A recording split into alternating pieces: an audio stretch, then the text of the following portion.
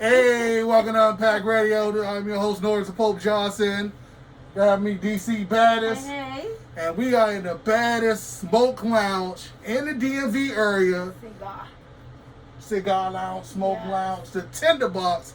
We have my good friend.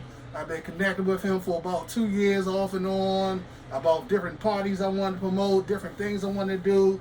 And he's always been supportive, the owner and operator, my man. How you doing today, sir? I'm good, brother. How you been, man? I'm blessed, man. I'm blessed. First and foremost, thank you for trusting us to do this. Yes, thank you. Now, give us a little bit more about your background, because it seems like you just came out of nowhere with your success. And we want to go deep into the background. How did you build to this point? So, obviously, I was born in India, but my parents migrated here when I was 3 years old. So I was raised here, though I wasn't born here. I was raised in Atlantic City, New Jersey. Then we moved to Philadelphia, and our last move was to Delaware. And I had my undergrad from University of Delaware in finance and accounting. And then after college was done, I kind of stepped into the family business, which at that time my dad had a couple tobacco stores. And when I say tobacco stores, he had full range. That's cigarettes, cigars, tobacco, pipe tobacco, cigarettes, everything. Anything I had to do with tobacco, he sold. So I went into the business. I saw different aspects of it now with more education was, and noticed that cigars was really the best ROI for our bang for our buck. And then I started seeing the customer and clientele that started coming into that and show our stores and buying cigars, and it was a whole separate clientele from those that smoke cigarettes. Right. So I'm like, these people are different. These people aren't, your everyday, nickel and diamond trying to get a pack of cigarettes to have a fix. Like, cigar customers require, expendable income, and it's not something that people wake up in the morning feeding for. It's because they can afford to do it. They choose to do it, not because they have to do it. So it kind of intrigued me a little bit, and then I noticed that, again, the ROI is better, so I started trying a cigar myself, and when I tried it, I fell in love instantly. I was 22 at the time, and to celebrate graduating, I smoked an Ashton VSG, which is a pretty pricey cigar, so to speak, and I loved everything about it. The quality of tobacco, the nuances, the taste of the tobacco, the premier type of tobacco that's going in the farms. It was completely different because I've tried cigarettes before, not my thing. And compared to something like that, it's much more rich, much more true, much more of a organic taste versus all the chemicals and stuff that you will taste in cigarettes and so forth. So my stepping into the game essentially was back when I was 22, and I went more into the cigar side of things with my dad's tobacco stores, concentrated more on cigar stores, or more on cigar purchases. And then I opened up my first lounge about 3 years later in Wilmington. It's called Cigar, still there today. And from there, kind of just expanded. Okay, so it's still open? Oh yeah. Running, up and running and everything? Right now, this minute. That's what's up. Okay, wow. So how hard is it to get into something like this if someone would have your background as far as your schooling career? How hard is it for them to pull something off like this? So a lot of customers here ask me the same thing because they're very big fans of cigars, and they want to do something they love, and why not do something you love like sell cigars? So I always tell them, I was like, if you have the money to survive, to open up your own lounge or bar, wherever you want, just have enough money to make it through the long haul, because most people's account for is just the starting up of the business, and they don't account for month 6, month 10, year 1, month 18, where they're still not making any profit, but those operating expenses still come. Your rent doesn't stop, your employee payroll doesn't stop, just because your business isn't making money.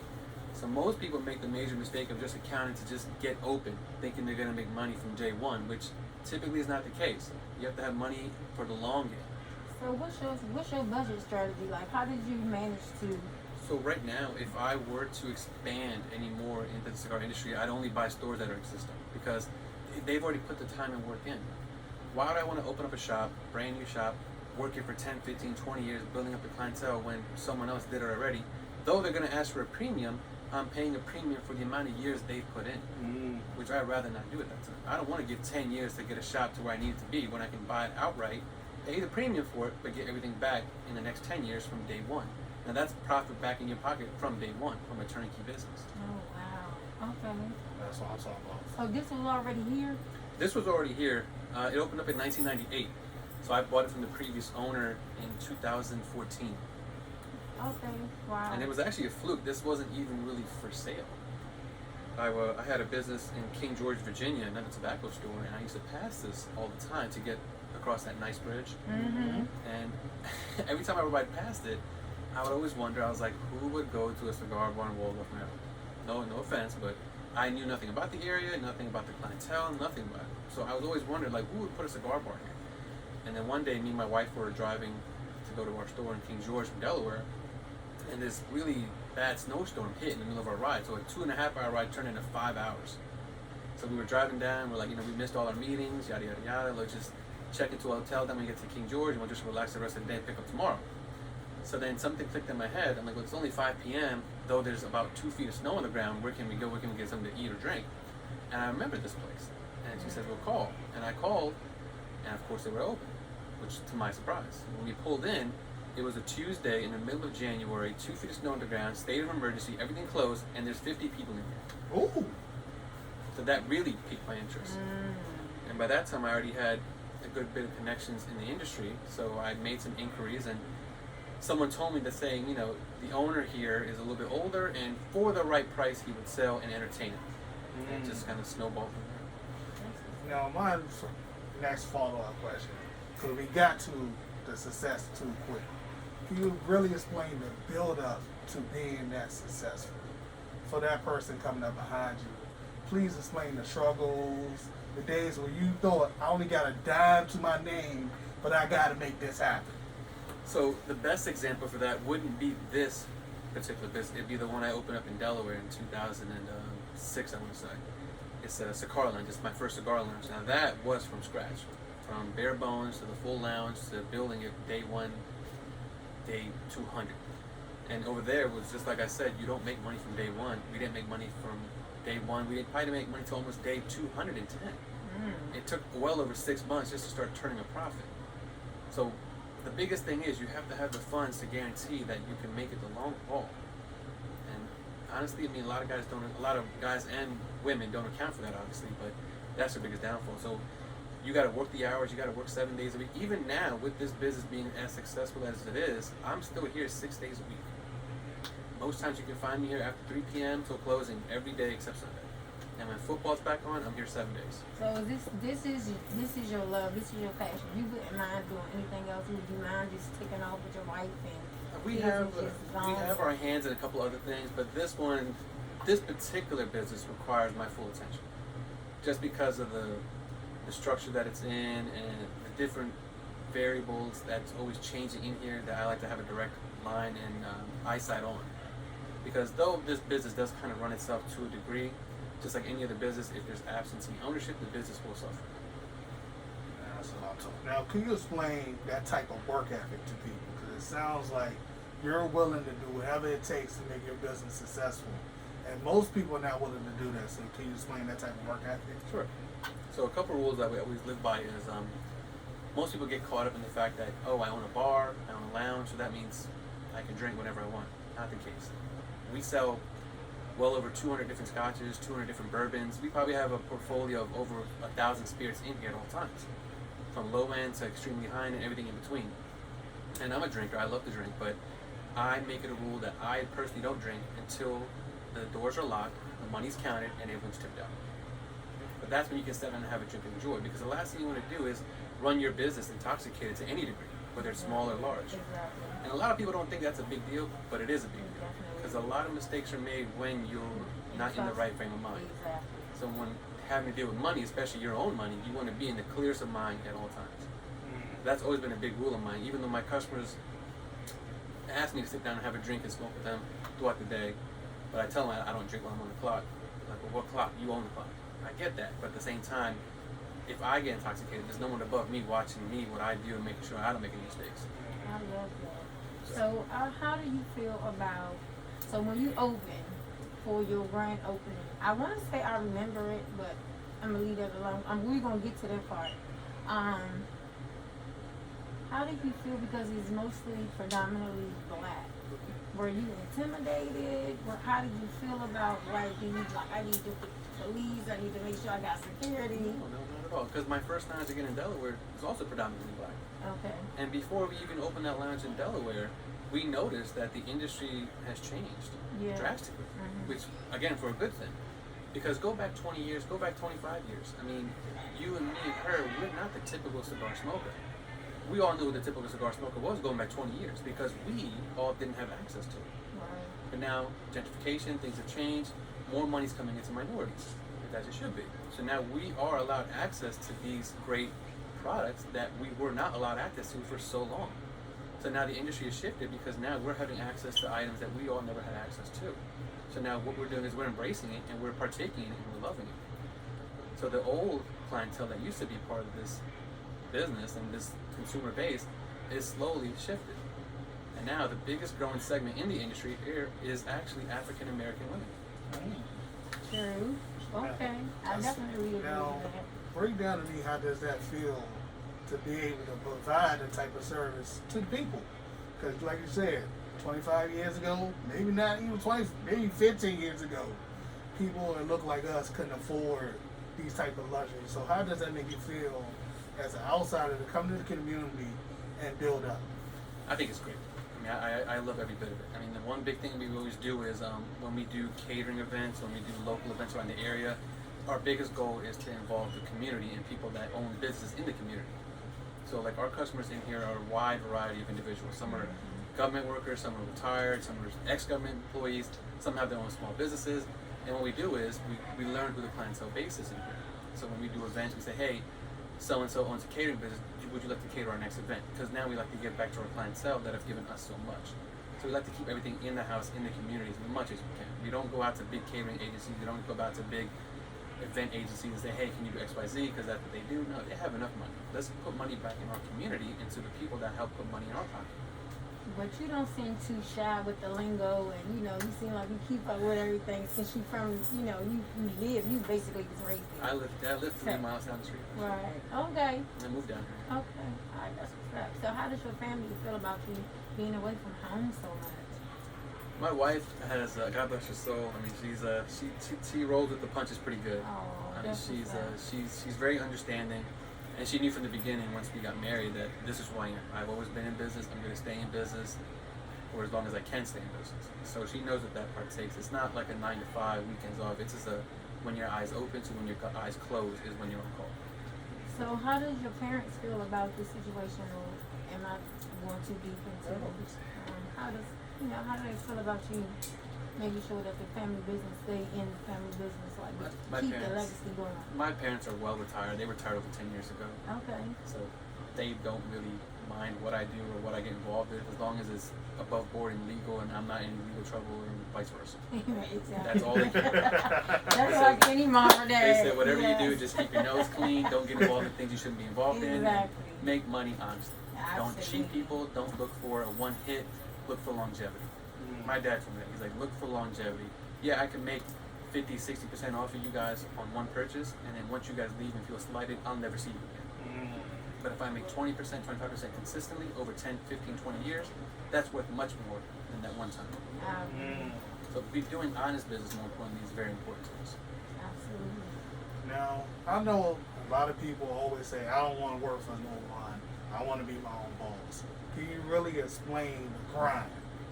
The being your own guy, the person that no one holds you accountable but you. So can you explain to those young people out there coming up behind you what it means to really say, I don't want a boss because I want to be my own boss? So that statement comes with a lot more responsibility than many people think. Because at the end of the day, if you don't want a boss and you want to be the boss, well then that's many different hats you're gonna have to wear. I mean, there's many times in here where I've run the register, help sell cigars, help stock cigars, run the bar, serve drinks, clean up after people. I've done every single position in here imaginable. And a lot of people say that I don't want a boss, I'm my own boss. Cool, that's great. But are you ready to get down and dirty for whatever you need to get down and dirty with? Because, excuse my language, shit will happen. And you need to make sure you're there to pick up your shit. So whether, if you're not ready, willing, and able to do whatever it takes in any position in your business, then you still need a boss. So how did you get into, because when I came for the opening or something like that, G-Swag, that's my band. Yeah, go. And when I seen the crowd, I never been before, and I was like, what is this? Oh my gosh, the smell was killing me, but I was like, I don't even care, I'm partying. it's just the atmosphere was just so friendly, and I wasn't afraid. You know how you can go to some, you always watching your vibe. It wasn't a type of atmosphere, and it was my first time meeting. So how did you get that incorporated? Did somebody ask you? So we were approached with that idea from Rochelle and Big Six from G Sweat, Right. the two main lead singers of the group. Right. And at that time, I was kind of on the fence about bringing in bands in here, just because, again, like you said, the negative Right. stigmatism behind go-go's especially. Yeah. So we've heard of bands like New Impression, whatever have you, and great bands, don't get me wrong, but there's always It's the something crowd that that happens come with with it. exactly. So I was kind of hesitant about it, and then they explained to me that, like, listen, we aren't playing music like that. We're playing older music for an older clientele, which you already have here. And I said, well, you know what, it's worth a shot. So we tried it once, and I liked the music they played, and the crowd that came in was still our same crowd, and more older crowd came in. Right. And we did it for, 4 years thus far, until COVID hit, obviously. We're forced to stop for now, but for 4 years we did it without a hitch, and 0 instances, and we have everybody safe at all times. Yes. And it's just been, they've been adding to the atmosphere and the crowd that we already bring here. And it's so positive. That's what I love about it. And the service is excellent. I mean, I don't know what you tell them. I don't know how much you paying them, but they do a damn good job. I mean, for it to be as many people, they make sure they get to the tables. Everything is just running so smoothly. I never knew who you were. I seen you, but I never knew who you were. So I just want to say thank you for bringing that ambiance back, because for the old school, I'm 43, you know, it's nowhere for us to go and feel comfortable. So I'll stay in the house and just say whatever. I'm just not doing Well, it. unfortunately, we were forced to stop the bands because of COVID regulations, Right. but we'll get back to that soon. Right. So I do have another question for you. Are you in the? Well, let me just say this. Six got his cigar.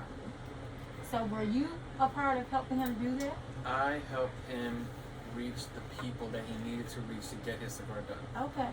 But we didn't finance it. We didn't put any of our money into it. He wanted that to be his own project. And though I wanted to invest with him, he wanted the whole thing on his own, which I respected him as a friend and as a business partner. So I told him, I said, you know what, I'll get you in line with the people you need to get in line with to do this, and you take it from there. If you need any help, I'm right here. Right. So I was able to kind of help walk him along the way and say, hey, talk to this person about this, talk to that person about this, and talk to that person about this. So he was able to put it all together, and we were able to help him out by making this the official launch, Yes. so we could sell it for him. Yes. So all the proceeds from all that sales for all his cigars went to him. Right. We didn't keep any of it. That's what's up. I think so. You don't mind helping. You don't mind pushing somebody else to open up another cigar lounge. We help. I mean, I don't want to put anyone's business out there, but there are quite a number of lounges in Maryland and the DC area that we supply, because smaller lounges now are falling into the issue, especially with COVID, of getting supplied regularly with cigars from the manufacturers. Manufacturers now are not dealing directly with all stores, especially new stores. It's going to be very hard to get contracts. You need to sell Davidoff, Joan, Atabay, and vice versa, which we have. So though we have access to it, we do supply other lounges with limited cigars that they can't get, because again, they're so low on the totem pole right now, and with COVID impacting all our supply chain, it's even worse. Wow. Now I noticed something. I like to hear this. You mentioned how you recycle everything you're doing back into the community. You help somebody out with a cigar. You're helping out with local lounges out with product. Why do you choose to do that? Because you don't have to do it. You can be like, it's all me, it's all for me, but you choose to recycle your resources. Why? It goes back to the age-old statement and the age-old quote, actually. It's, again, my dad told me this. He taught me a lot, and there's certain things I remember that he did tell me that stick with me all the time, and one of them is, pigs get fat, hogs get slimmer. So he always told me, you know, you don't need every single penny, dime, or nickel. He's like, it's always good to give back because it'll come back to you tenfold. So even if it does or doesn't really matter. But if we're helping out the community, if we're helping out a fellow business person, I know the struggle. I know it's hard. I had no help. So for me to be able to come and help you with your business with whatever I can, I would love to do that because I know the struggle. Because when you do better, we'll do better. We'll all do better. And especially if the business is a minority-owned business, there's not many of us at all. So I mean, it'd be nice to change that tide. Now, recently, when I first ran into you, I ran into another person who also owned a lounge. And all they can do is tell me everything you were doing wrong. To me, that was a turnoff. And then when I spoke to you, all you told me was about you and your character. Why do you choose to just tell people about yourself and not downside the other person? Because I think, to me, that's a turn off. And it was turning me off. There's something, he don't got the filters, he ain't got this. I was like, you telling me everything this man doing wrong, but you're not telling me about yourself. Well, we do listen. We do listen. A lot of our customers did give us a lot of advice over the past few years we've been here, and when they tell us that, it's not falling on deaf ears. It's just certain things take time. And then when COVID hit, we were able to kind of execute a lot of stuff in here, because the biggest problem we had was shutting this down, getting things done, and still operating at the same time, because it required time and investment of money to fix some things around here. So the day COVID hit and we got shut down on the bar side, at least not retail, March 23rd, the next day we had crews in here ripping out all our filtration system, ventilation system, ripping out all the furniture and rebuilding, because I didn't know if I had 1 week or 1 month or 60 days to get this done. But we took it into action. We just blew that right out of the water. So now, so was it a code that you had to, a code or something that you had to need? They require you to do this, or this was something that you wanted to do on your own? Something I wanted to do on my own, because for so long, customers in here complained about ventilation. Yes, slow. Right. Going home, Right. smelling like cigar. But if you go in there now, I promise you that's not the case. Right. Not at all. We have a hospital-grade filtration on our roof. Oh, okay. So it changes the air 25 times every minute. That's what I'm talking. That's So the air's excellent. crisp and clean. There's no smoke when you're on your clothes. It's much more breathable in here, and our clientele's happier. So, my good question to you. I don't do any type of smoking at all. I drink, but I stopped drinking. But do you teach people how to smoke the cigars? We have a lot of them. Well, back when we had G-Swag coming in every Friday, Mm-hmm. we were getting new clientele, a little bit younger than what we used to, not too young, but they were more educated and more sophisticated than some of the younger clientele that usually go to go-go's. But they were intrigued that a cigar lounge would have a band in here, and then they wanted to partake in what all the other customers were partaking in. So we would teach them, say, hey, if this is your first cigar, try this cigar first because you're going to taste X, Y, Z. Let us cut it for you this way because it's going to be less tobacco in your mouth. When you smoke it, don't inhale it. So we go over all the basics. So basically, you're teaching a new clientele, and once you educate a clientele, you own that clientele. Mm-hmm. Forever. That's like being a parent almost covering. Yeah. Now, what's a good starter cigar? So there's two I would recommend. If you want something sweet and like flavor, which is really easy to smoke, especially for beginners or people that never smoked before, these cigars are typically flavored with sugar and molasses and honey. So again, it's a very easy cigar to smoke, a very easy cigar to taste, and a very easy cigar to smoke in terms of strength-wise. That would probably be an acid 1400 cc. It's a very mild cigar. Again, it's sweet, great for beginners, and it's something you can get easily accustomed to right off the first smoke. Is there one cigar for $34? This particular one is, yes. That's why it's a luxury brand, my love. And then if you're looking for a cigar, I didn't mean to interrupt you. If you're looking for a cigar that's not sweet, but still mild for a first timer, we recommend something from Ashton, more so the cabinet line. Mild, not sweet, but it's easy to smoke and get the subtle nuances that they require. All right, I'm a beginner. I like Jack Daniels. What would you recommend I smoke with my glass of Jack? Well, let's get to more questions first. Do you like Jack Daniels neat or on ice? I like a little neat every once in a while. Sometimes ice with just a dab of coke. Just a dab. Just a little bit sweetness, right? Just a little dab of coke. So then if you're going to drink Jack Daniels, that's more so, it's not a mild whiskey bourbon, it's more so of a medium body whiskey bourbon, but it's not a full whiskey bourbon. So it's a medium body. So what most guys do is, mistakenly, most customers, they mispair the body. What you want to do is you want to pair body of cigar with body of the drink. Most guys go too strong in the cigar and too light in the drink, or vice versa. So then all you're tasting is either the drink or the cigar. What you want to do is pair body for body.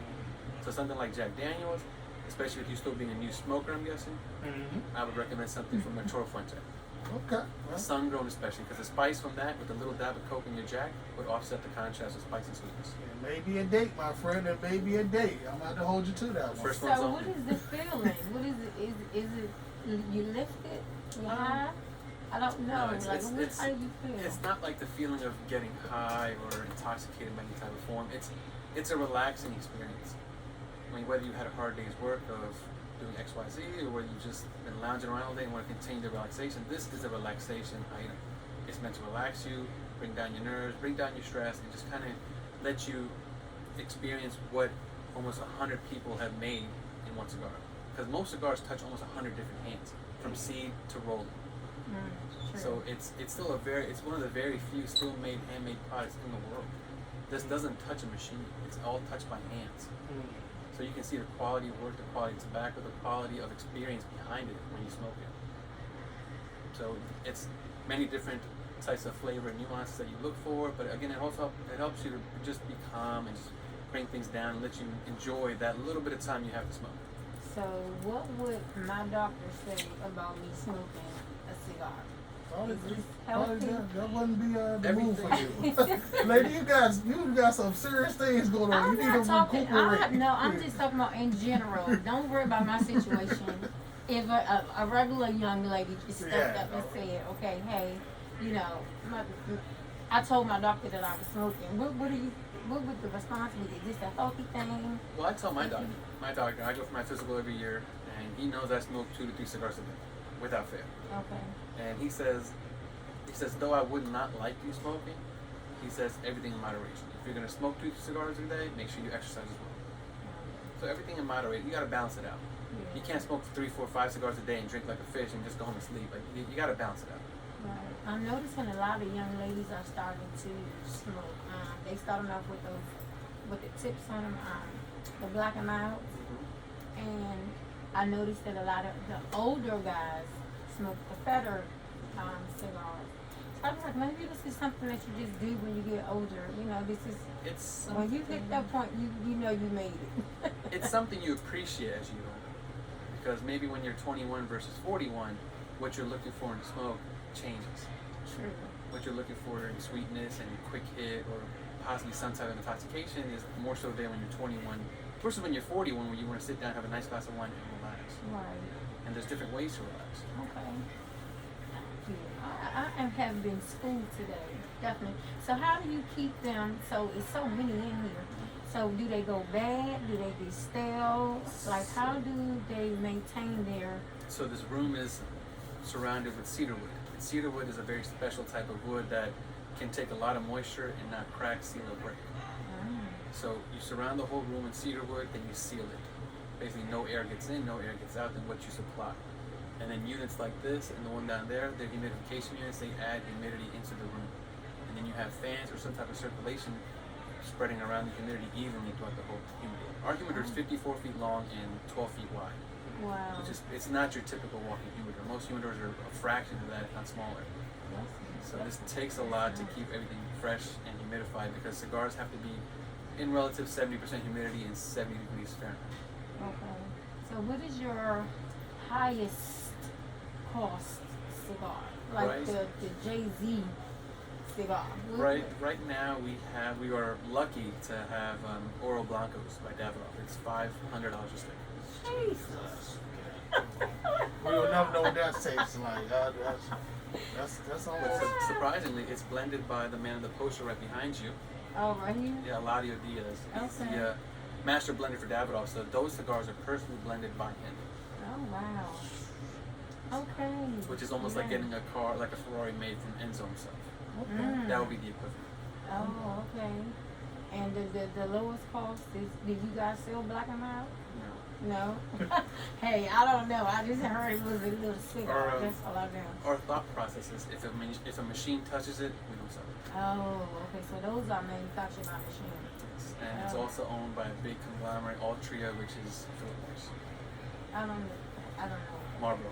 Oh, Marlboro owns basically Black and Mild, and why give money back to a big conglomerate like that when you have so many small guys making handmade products that could use it, could use the service. Wow, that's really excellent. My next question: how has the transition been? Because for some businesses, I look up, they're gone. So how were you able to survive this transition? So, and I was stressed out working. During COVID or when we bought it? During COVID and the comeback of COVID. I was stressed out working. When COVID first hit and the governor put out executive orders that all bars and lounges must close, we were kind of like, well, what do we do now? Because we were like, well, we're really two types of businesses. We're a retail side and we're a lounge and bar. So there's just the lounge and bar closed and the cigar side still open. So we had many questions. We had a lawyer involved and he was able to decipher the executive order saying that the lounge and bar portion will have to be closed, but your retail cigar side can be open. Okay. So we were able to stay open throughout COVID, the whole COVID. We never closed one day. We were able to stay open and be, I believe, the only cigar store in Southern Maryland open Wow. after COVID happened. I didn't even know that. When I pulled up, I saw all those cars. I said they open. That first day, how many cigars did you really have, though? I was a little stressed. I needed to bring my stress level down. It might have been the only day I was chain smoking cigars, just to calm down a little bit. But we pushed through it.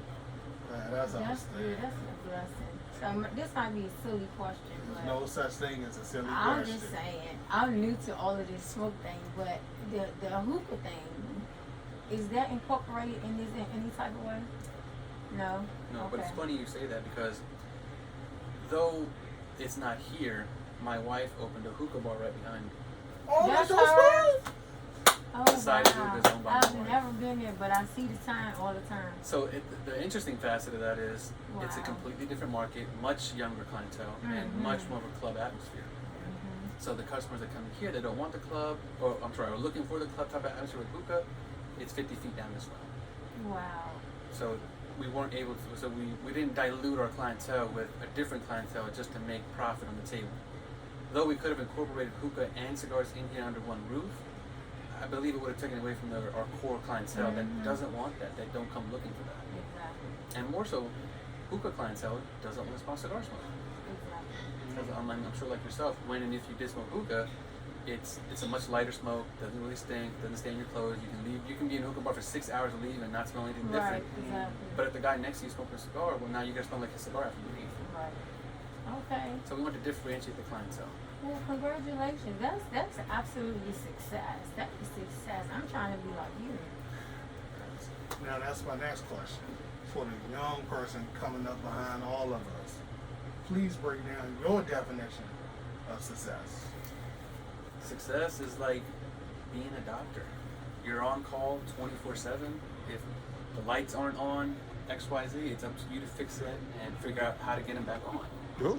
No one here is going to tell you how to run your business. They're going to all have ideas and things you should do, but at the end of the day, it's not their business, it's your business.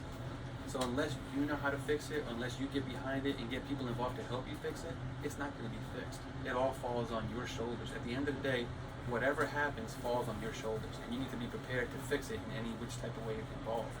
Whether it's from you directly or involving the right people to help you fix it. But at the end of the day, I mean, just because you're a boss doesn't mean you get to be hands off and just sit back counting money. It does not work like that at all. You need to be fully involved. You need to put the work in, put the time in, grind it out every single day. Like I said, I've been here almost 8 years, and I'm still here 6 days a week.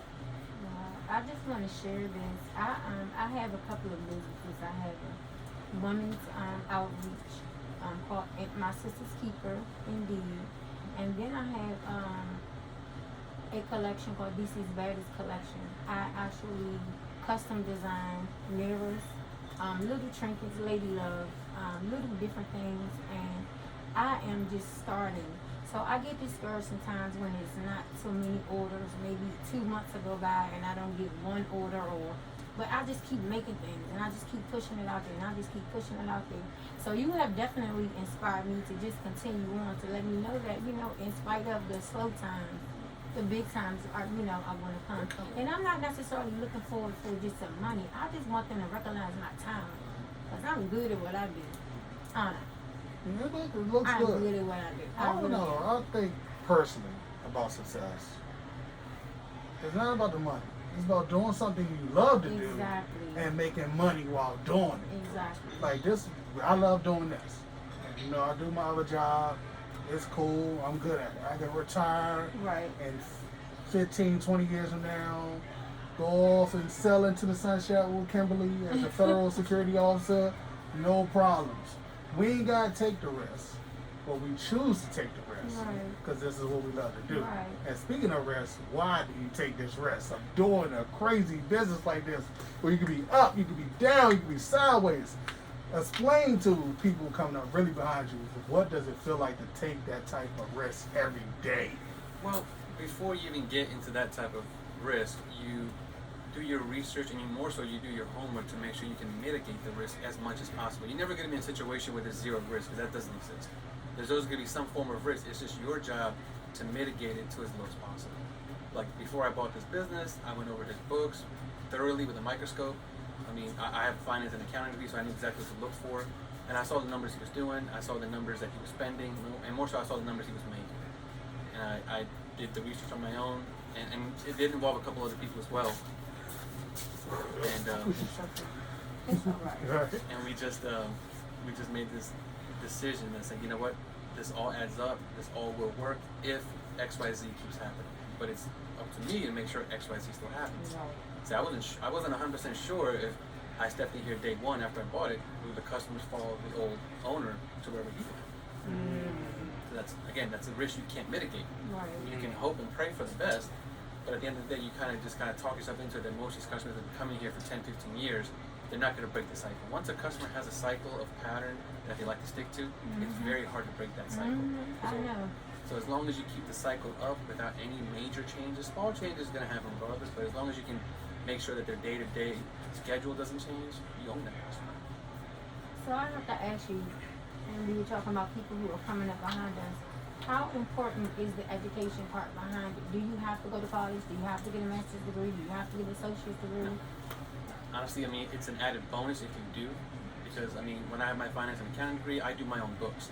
But at the end of the day, I can do everything from A to Z. I just can't sign off on my taxes because I don't have 3 letters after my name, CPA.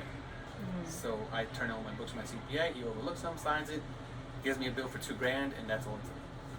But at the end of the day, it doesn't require a degree. You can be a high school dropout and still do this. It's just about the passion, the drive, and the focus, and the determination you have to get it done. The time you have and the time you're willing to put in to get the goal you want from now. I'm so impressed. So how much are you over there at the hookah?